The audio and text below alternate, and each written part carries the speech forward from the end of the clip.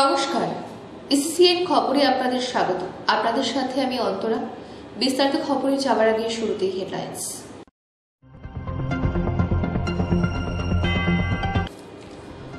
গোপন সূত্রে তথ্যের ভিত্তিতে শিবপুর 12 রাংরাস পিএস পুন্ডিবাড়ি জেলা কোচবিহারের উদ্ভব দাসের ছেলে সঞ্জয় দাসের বাড়িতে অভিযান চালানো হয় এবং 23টি ল্যাপটপ উদ্ধার করা হয়।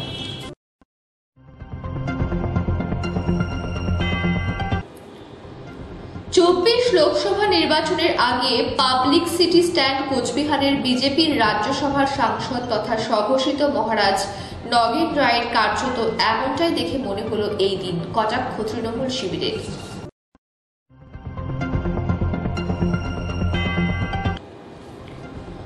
সারের কালোবাজারে বন্ধ, সাম্প্রদায়িক সম্প্রীতি রক্ষার দাবি সহ বিভিন্ন দাবিকে সামনে রেখে তুফানগঞ্জ শহরে মিছিল করল C2 এবং AIKS তুফানগঞ্জ 1 ব্লক কমিটি।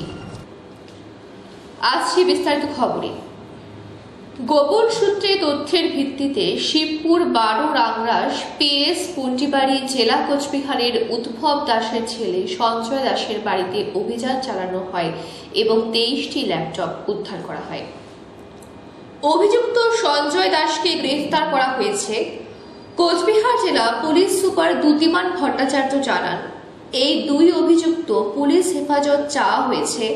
পরবর্তী তদন্ত না হওয়া পর্যন্ত প্রকাশ্যে কিছু বলা সম্ভব নয়। তবে গোটা দেশের বিভিন্ন প্রান্ত থেকে সঞ্জয় দাস বিক্রির উদ্দেশ্যে এই ইলেকট্রনিক সামগ্রীগুলি জোগাড় করেছিল বলে প্রাথমিক সূত্রে জানিয়েছে পুলিশ। পাশাপাশি এই সামগ্রীগুলির IP অ্যাড্রেস বার করে সেগুলিকে বিভিন্ন থানায় সার্কুলেট করার কাজ শুরু করেছে পুলিশ। যদিও কয়েকটি অভিযোগ অনুযায়ী অভিযুক্ত সঞ্জয় দাসের বাড়িতে একটি ধর্ষণের ঘটনা ঘটে, যার লিখিত অভিযোগ ইতিমধ্যে দায়ের করা হয়েছে থানায়। আজ কোচবিহার জেলার পুন্ডিবাড়ি থানায় আমরা একজনকে গ্রেপ্তার করি একটা বিশেষ সূত্র মারফত খবর পেয়ে, এবং তার থেকে 23টা এরকম ল্যাপটপ, 6টা ট্যাবলেট, 10টা মোবাইল, 60টা হার্ড ডিস্ক এবং 6টা পাওয়ার ব্যাংক এগুলো উদ্ধার হয়। এইগুলো তাকে জিজ্ঞাসাবাদ করে আমরা প্রাথমিকভাবে জানতে পেরেছি যে দেশের বিভিন্ন বড় শহর থেকে এইগুলোকে আনা।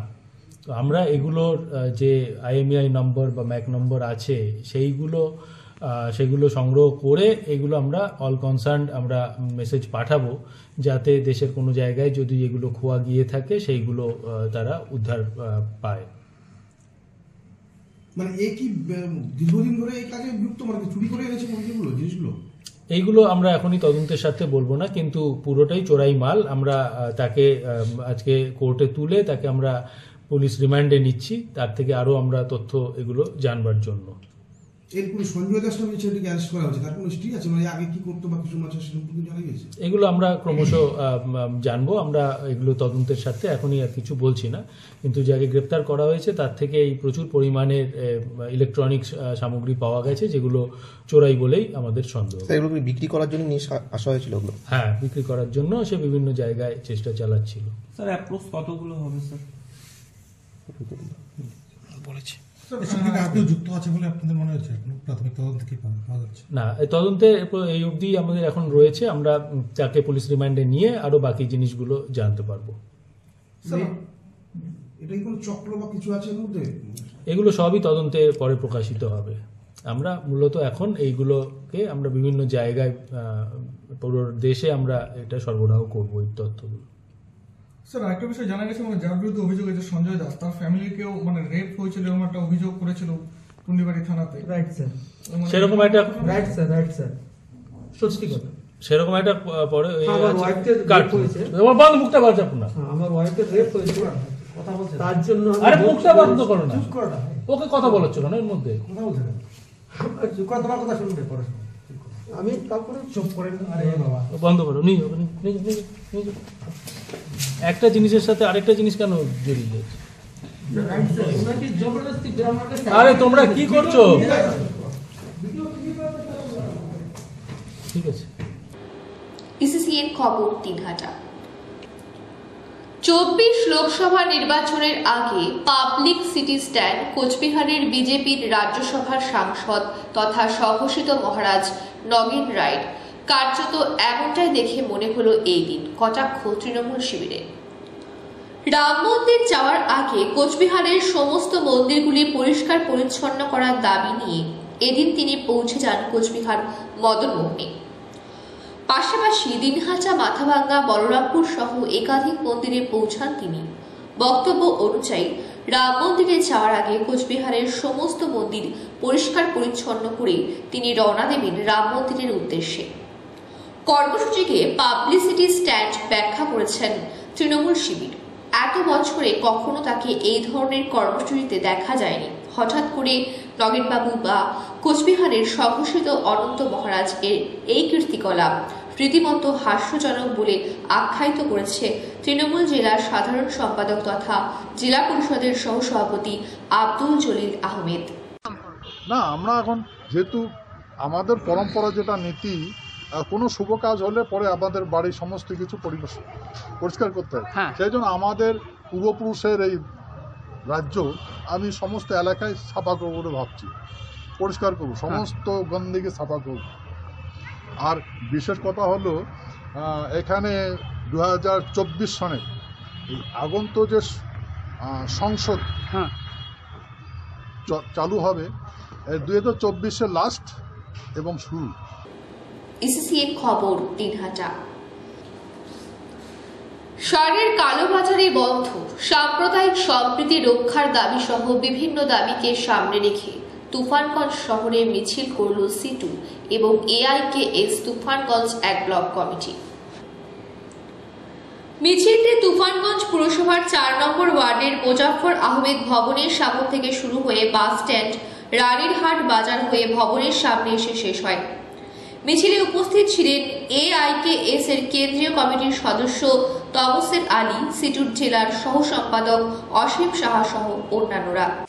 আমরা মিছিলটা করলাম, আমাদের উদ্দেশ্য ছিল যে আগামী দিনে ভারতবর্ষের যে লুট এবং তার সঙ্গে এই যে আমাদের রাজ্য সরকারের যে আজকে বাইনারি চলছে, এখানেও হিন্দুত্ব, হিন্দু হিন্দু, মুসলিম মুসলিম, ওখানেও হিন্দুত্ব প্রচার, হিন্দু রাষ্ট্রের প্রচার, এই দুটোই আজকে রাজনৈতিক দল আমাদের গোটা দেশের মধ্যে বিরাজমান।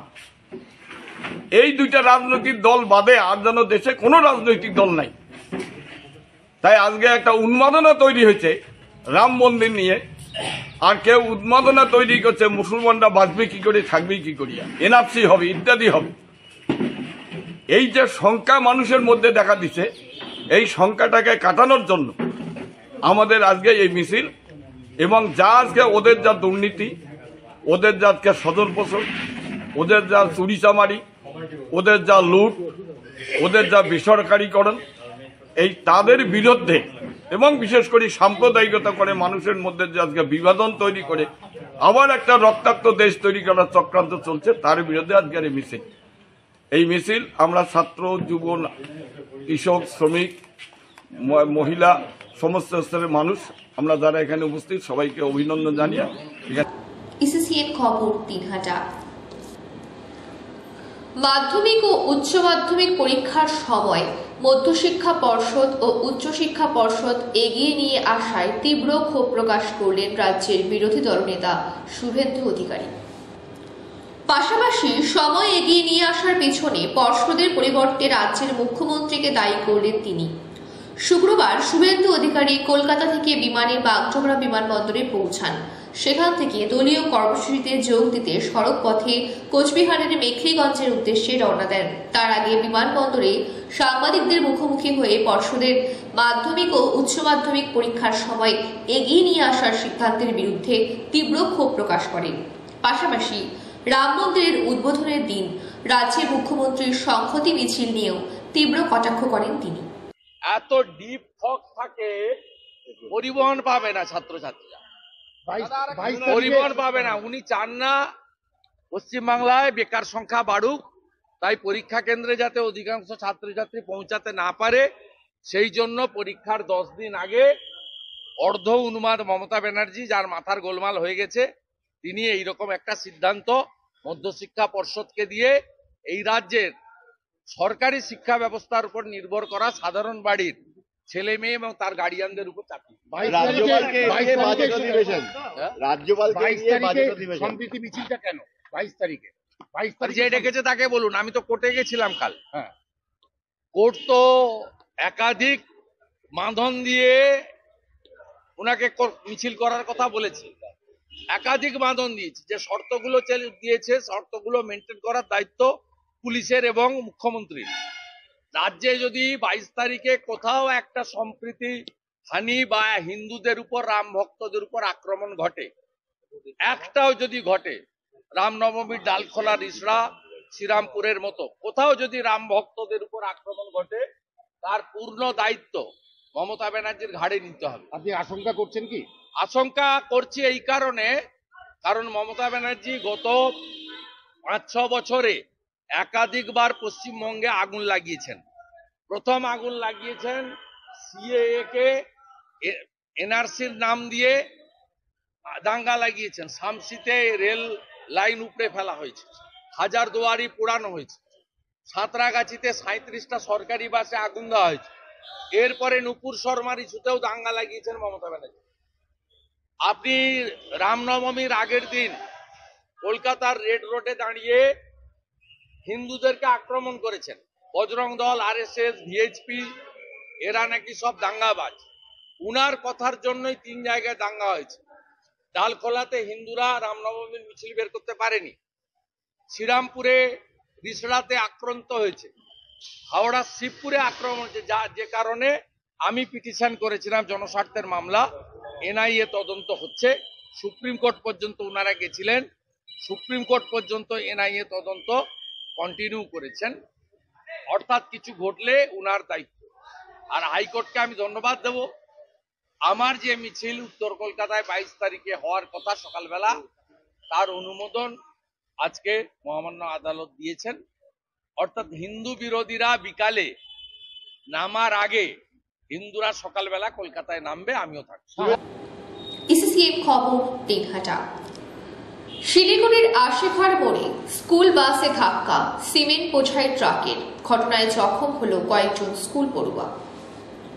শুক্রবার দুপুরে একটি ইংরেজি মাধ্যম স্কুলের ছুটির পর পড়ুয়াদের নিয়ে ফিরছিল বাসটি। ইস্টার্ন বাইপাস আশিঘর মোড় থেকে ঘঘুমালির দিকে যাওয়ার কথা ছিল বাসটির। সেই সময় এনজেপির দিক থেকে আসা একটি সিমেন্ট বোঝাই ট্রাক বাসে ধাক্কা মারে। সেই ধাক্কায় অল্প বিস্তর জখম হয় বাসের কয়েকজন পড়ুয়া। এরপরই তাদের অন্য বাসে বাড়িতে পাঠানো হয়। এদিকে ঘটনার পরই আশিঘর ফাঁড়িতে গিয়ে লিখিত অভিযোগ দায়ের করেন ওই বাসের মালিক। ঘটনায় সিমেন্ট বোঝাই ট্রাকের চালককে আটক করেছে আশিঘর ফাঁড়ির পুলিশ। তোমার এলপি গাড়ি সিমেন্ট লোড ছিল গাড়িটিতে, তোমার দক্ষিণ দিক থেকে উত্তর দিকে যাচ্ছিল।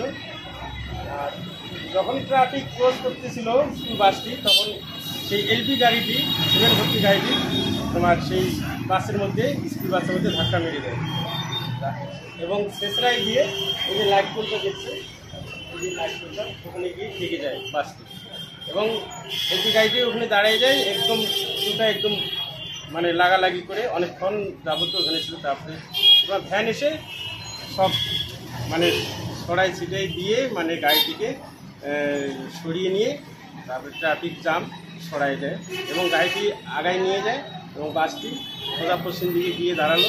তারপরে ওনাদের মধ্যে কি হয়েছে, আমি তো কাজের মধ্যে ছিলাম। ভাই যে সময় ঘটনা ঘটছিল স্কুল বাসটাই কি ভিতরে কি পুরো ছাত্রছাত্রী ছিল কি? হ্যাঁ, স্টুডেন্ট ছিল, সব বাচ্চা কাচ্চা ছিল। তাদের মধ্যে কেউ কি আহত হয়েছে কি? আহত একটা বাচ্চা শুধু চিল্লাচ্ছিল ভিতরে। হ্যাঁ, তো তাড়াতাড়ি করে নিয়ে চলে গেল। কতজন বাচ্চা কাচ্চা ছিল বাসের ভিতরে? 40 থেকে 50 জন ছিল। ইসিসিএন খবর দিনহাটা। আলাদা রাজ্য কামতাপুর ভাষার স্বীকৃতি ও দ্রুত কেএলও প্রধান জীবন সিংহের সাথে শান্তি চুক্তি শেষ করার দাবিতে 12 ঘন্টার রেল অবরোধ কামতাপুর স্টুডেন্ট ইউনিয়ন। এই অবরোধের ফলে ময়নাগুড়ি বেদগাড়া স্টেশনে দাঁড়িয়ে পড়ে নিউ জলপাইগুড়ি থেকে গুয়াহাটিগামী বন্দে ভারত ট্রেন সহ অন্যান্য বেশ কিছু ট্রেন। আজ সকাল 7টা থেকে ময়নাগুড়ি নুনিয়ারবাড়ি এলাকায় অবরোধ শুরু করে আন্দোলনকারীরা। ঘটনাস্থলে আরপিএফ, জিআরপি ও ময়নাগুড়ি থানার পুলিশ। রেল লাইনে দলীয় ঝান্ডা লাগিয়ে চলছে দাবির পক্ষে জোরদার স্লোগান। জামা খুলে খালি গায়ে রেল লাইনের ওপরে বসে তাদের দাবি নিয়ে স্লোগান ও বিক্ষোভ চলছে কামতাপুর স্টুডেন্ট ইউনিয়নের। পাশাপাশি বন্দে ভারত সহ একাধিক ট্রেন বিভিন্ন স্টেশনে দাঁড়িয়ে পড়ায় বিপাকে রেল যাত্রীরা। রেল আধিকারিকেরা ঘটনাস্থলে এসেছে বিক্ষোভকারীদের সাথে আলোচনা করছে। ঘটনাস্থলে বিরাট রেল পুলিশ বাহিনী মোতায়েন করা হয়েছে। 4:30 অবরোধ থাকার পর অবশেষে রেল কর্তাদের সাথে আলোচনায় অবরোধ তুলে নিল আন্দোলনকারীরা। রেল চলাচল শুরু করতে তৎপর রেল কর্তারা। ইসিসিএন খবর 3 ঘন্টা। ইসিসিএন খবর এখনকার মতন এই পর্যন্তই। আপনারা দেখতে থাকুন ইসিসিএন খবর, সবার মাঝে সবার সাথে।